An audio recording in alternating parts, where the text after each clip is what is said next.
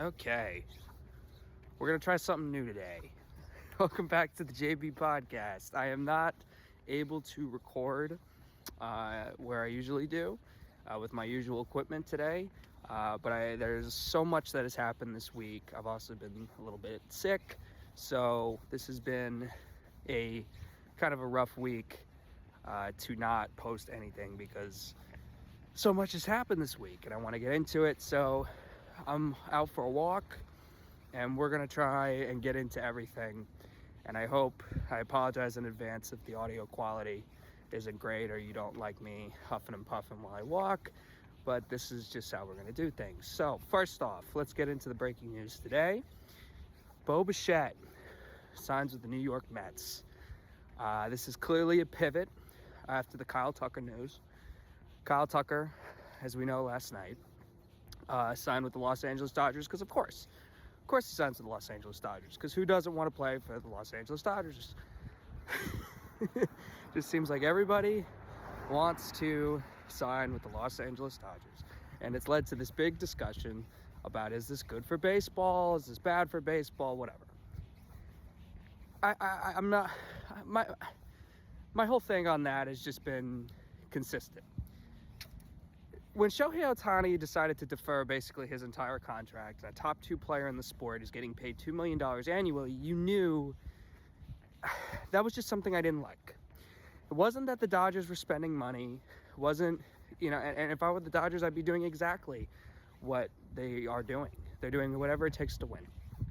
The consequence, we have to understand this because I was having a discussion with my buddy Dan Aquino about the NBA and how we talked about the new CBA. And we talked about how Adam Silver has made the mistake, or at least I did. I don't want to speak for him, but I said Adam Silver has made the grave mistake of overreacting to media narratives at the time. So at the time, fans were pissed. People wanted more parity.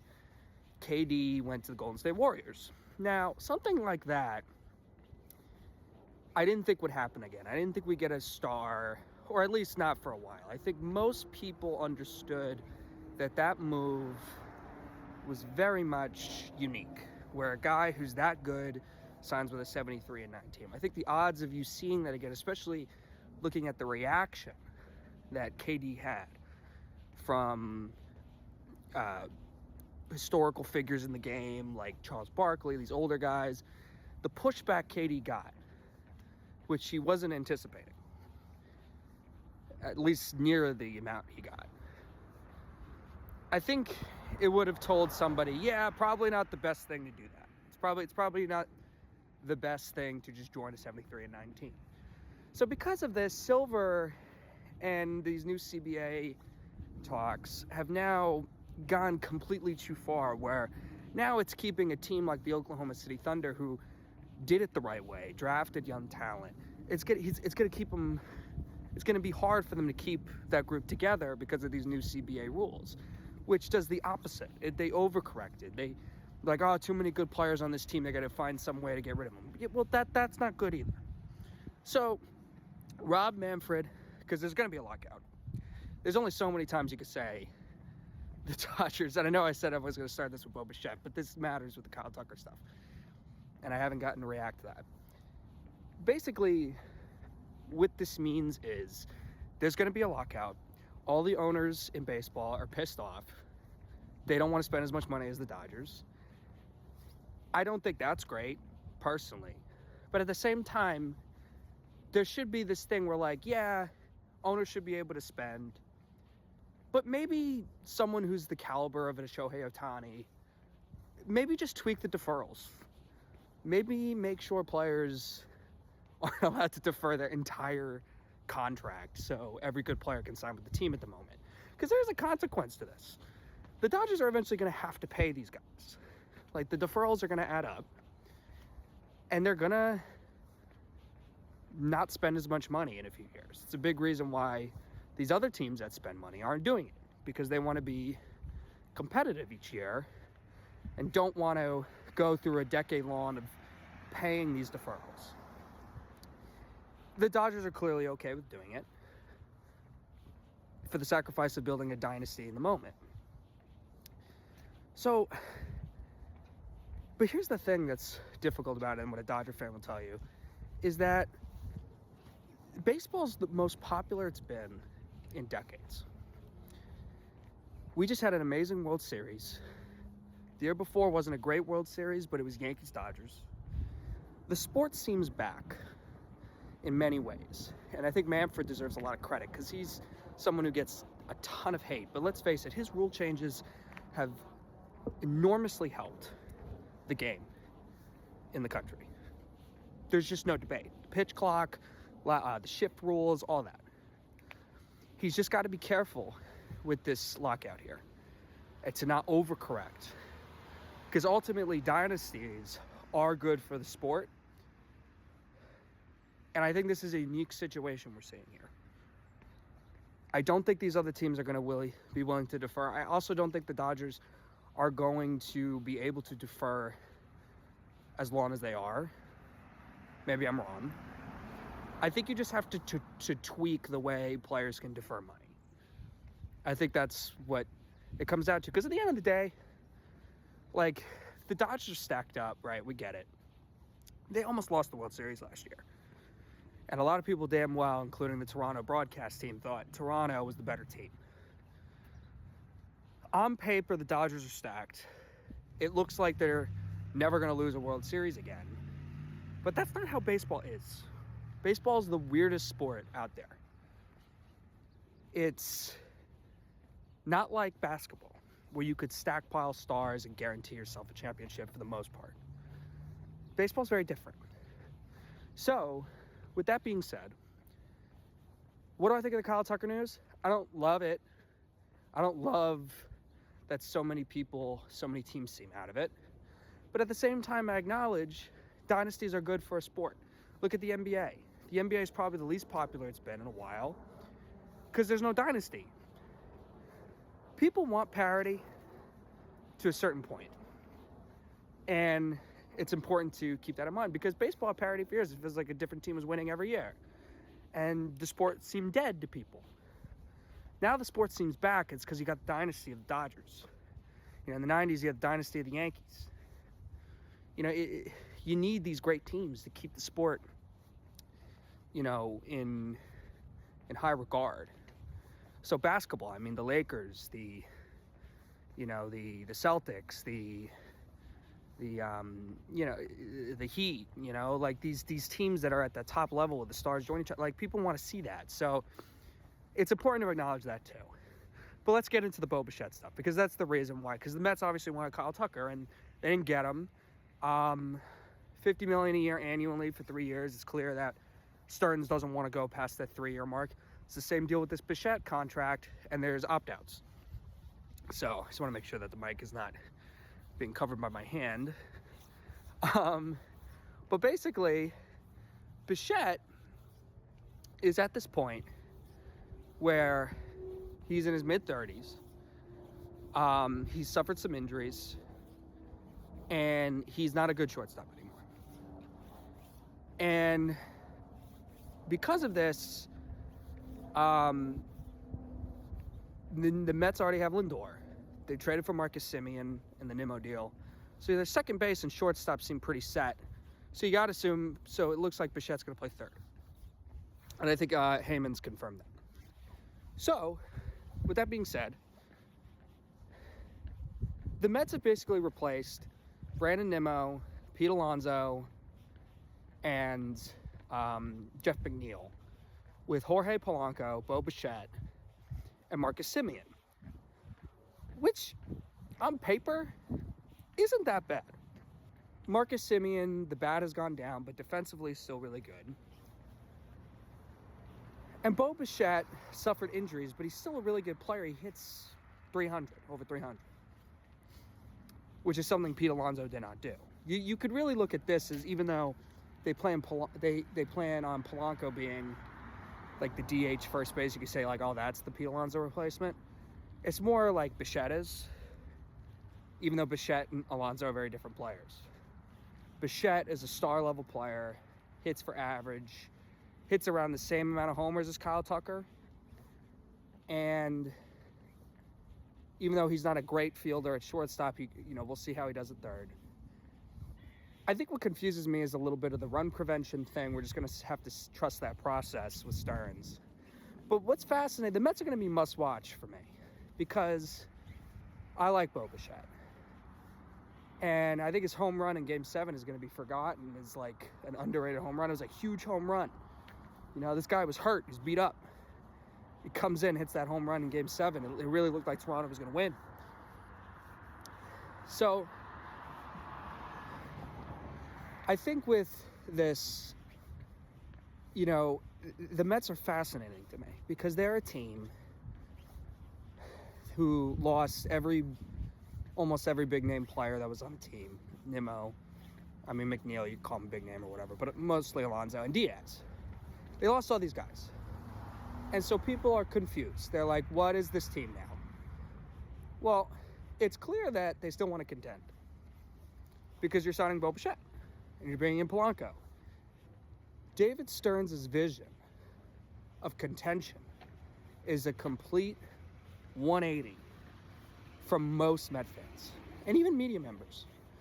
People believe they are a worse team now. And they may not be, because baseball is a weird game. So I am interested to see how they respond and play in the first month. Could be rocky, could be great, I have no idea. But this is not a bad team on paper when you put Bichette in. And considering how much they collapsed, they have to do something about the starting pitching, because that was the biggest issue with this team last year, was the starting pitching that Stearns put together. So they missed out on Tucker. They bring in Bichette, which I think is a pretty good pivot. The thing I just can't defend really is the Diaz thing. And people are like, well, Diaz wanted to leave. That might be true. But it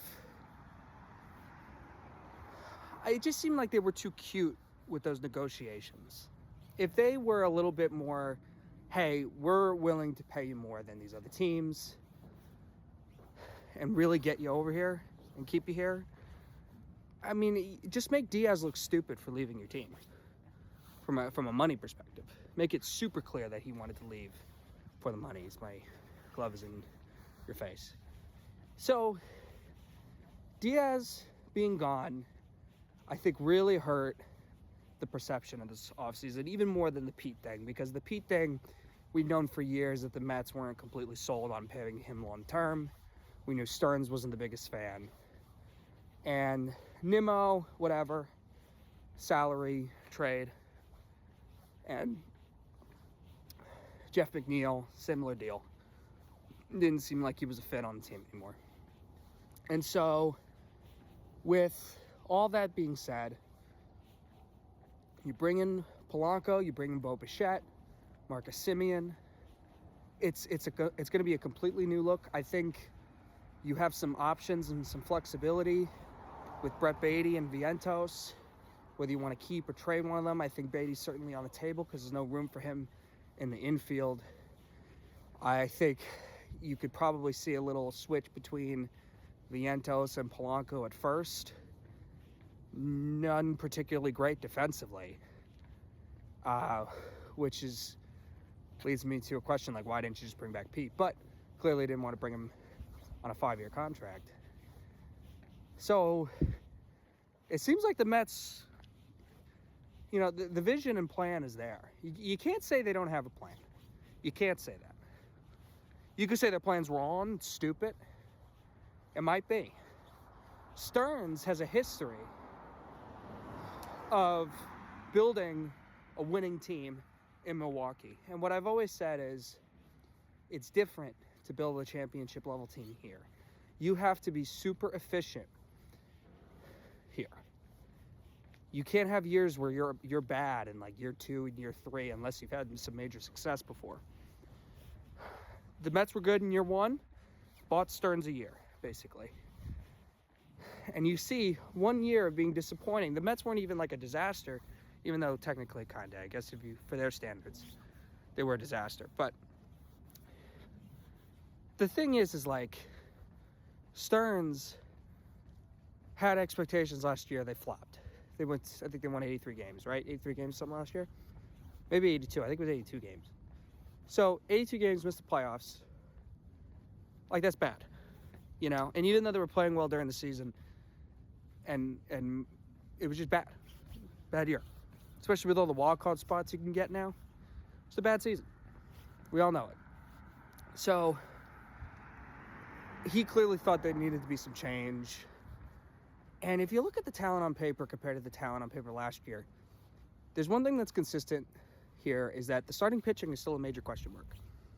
So you have to address that, because that was the biggest issue this team fell off. It wasn't necessarily Pete Alonso, it wasn't necessarily Nimmo or any of these guys. Like, it was that. That was the reason. Now, you believe you have a vision of a more athletic run prevention team, whatever. We'll see how that works. But it's starting pitching that screwed this team up. That's what it was. Starting pitching screwed this team up. So I'm curious to see how they move going forward. And if I'm a Met fan, I need to give this a chance for a month. Give it a month. See how it works. Obviously, it's got to be longer than that. But, like, that first month, I'm watching very closely on how this team looks. It's a long season. Even if they don't look great in the first month, doesn't mean it's over. But I think this start is really important for them because of what happened in the offseason. I think this is such a crucial year for the Mets, and I think it's going to be must-watch all year long to see how it works out. So that's number 2. We got into the baseball stuff. Kyle Tucker to the Dodgers, Bichette to the Mets. Yankees are still playing with Cody Bellinger. I actually still think Bellinger ends up a Yankee, despite these recent reports. I think it's a standoff. It's a classic Scott Boras standoff because of what his shenanigans in the offseason. Nobody's paying Cody Bellinger a 7-year, $37 million a year contract. It's not happening. So the Yankees offer's there. I think it's like 5 years, $160 million. That seems somewhat appropriate. As I cross the street, that seems somewhat appropriate for Cody Bellinger, even though he's a guy that hasn't really put 2 to 3 good years in a row together. Cody Bellinger was great in the regular season last year. He was not good in the playoffs. And even if you're bringing Cody Bellinger back, you're still basically the same team. I guess with some starting pitching upgrades and Garrett Cole, because it's almost like Garrett Cole is a trade deadline acquisition, to quote the Yankees, probably. But I believe that while the Yankees did disappoint last year against this red-hot Toronto team, there is a chance that you could just run back the crew and they're better chemistry-wise and they play really well and they have another good year and they perform better. It's possible, but not likely. Because if you're just running back the same thing, you're expecting it to be different, you're expecting a healthier Volpe year, I don't know, man. Like, I'm not saying you had to bring in Kyle Tucker, but you have to do whatever it takes to make the team better. What I don't understand is, like, the Yankees, year in, year out, continue to have this problem of, are you doing enough? Now, free agency comes, and Kyle Tucker's it's not the greatest class. Bichette, we're seeing going to the Mets, obviously. Will Bichette be a good fit in New York? I don't know. It's not really a great shortstop anymore. That's kind of the biggest hole in the Yankees right now is Anthony Volpe. The Yankees are basically betting on bringing back Bellinger, coming back with better starting pitching. Maybe you're going to trade one of those starters for an impact bat. Maybe. But this was the first year I really looked at the Yankees roster. And the age of the players stood out to me. The age of the roster. Because I'm looking at Judge is 34. Cole is 35, coming off Tommy John. And Stanton's 36. Still like 3 of the best players on the team. They're old. And at some point, Cashman is going to have to address that. and it scares me. But there's really nothing more to talk about with the Yankees other than there's in this stare down here with Cody Bellinger. We'll see what happens. All right, let's get to the big football news that happened this week. I reacted to this instantly a few days ago. I took it down because it's not official yet, really. And it still isn't official.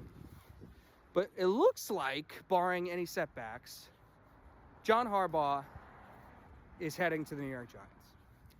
Barring any setbacks. It is still Friday afternoon. He has not signed officially with the team. He has canceled his meetings, but the contract details are still being ironed out. Apparently, it's something to do with the language. It's scary because I just want this to get done, but let's just assume John Harbaugh is the New York Giants head coach. Let's just assume that happens because it should. This is an absolute home run for the New York Giants. There's no question about it. And I understand that John Harbaugh has not won a Super Bowl since 2012. He had many years with Lamar Jackson where they struck out. He's going to get blamed for that. But it's not like Lamar played amazing in those playoff games. It's just the truth. I think that has to be taken into some consideration. Harbaugh is such a home run for the team, not only because of his ability, as the sun is just completely in my face. He's a culture setter. Harbaugh and Jackson Dart together, after the 10 years basically since Coughlin of coaching cycles not working out, it seems like a toxic culture. They needed a guy like Harbaugh, somebody who's going to be a Hall of Famer with experience. And there was no plan B. There's Tomlin's now out there, but Tomlin looks like he's not going to coach. Stefanski's there. And I would have liked Stefanski. I would have. I thought Stefanski and the Giants would have been a good fit as well. But Harbaugh, once he became the market, he was my dream coach. And the second Baltimore let him go, I was like, the Giants have to do whatever it takes to get John Harbaugh. He fits like a glove in New York. And now that he is probably here, the New York Giants are in a situation where, in a division that doesn't look as good as it used to be, Philadelphia won 11 games, the best team in the division. Commanders had a rough year with injuries, but also, and Dallas doesn't seem to have their defense altogether, even though they have really good offensive talent. Basically, Bengals, NFC. So, because of that, you find yourself in a position where the Giants, who lost a ton of close games this year, a ton of close games, and John Harbaugh also has a knack for losing fourth quarter leads. Does that scare me? A little bit. But here's what I ultimately trust. I trust the New York Giants to be competing every single year. The years of the 4-win seasons are gone with John Harbaugh. 4-win seasons, gone. We're looking more like 8-win seasons is our disappointment with Harbaugh. Maybe 7. Like, if they have a bad year, that's the win total. Because I can guarantee you that each year they're going to have like 7 wins at least. There's a lot of exciting talent on the roster that was just not managed well. I think it says a lot that Joe Shane is still sticking around. So clearly Harbaugh and Shane, that wasn't a thing that kept Harbaugh from coming here. But ultimately, what I really love about all of this is that I get to see competitive football week in and week out, which I have not seen for close to a decade. There were some sprinkled years where it was okay. When Jones first got there, it was like kind of fun for a bit, even though they weren't good. They had that weird Joe Judge year where they had a late push in a terrible division. And then they had the Dable year. So, with obviously the playoff win and all that. So, there's been some moments, and obviously 2017, the boat year incident. And it hasn't been fun for a decade, basically, close to a decade. 8 of those 10 years basically have sucked since Coughlin. And John Harbaugh is going to make this a much more competitive football team. It's just no question. There's just no question about it. So hopefully it gets done today. This move does not guarantee the Giants a Super Bowl appearance. It doesn't guarantee them a Super Bowl win. Like, some people are really excited, and of course you're going to have people being like, well, Harbaugh hasn't won it, whatever. It has nothing to do with that. What it does have something to do is the Giants get the best coach on the market, the most attractive coach on the market. And that's what matters.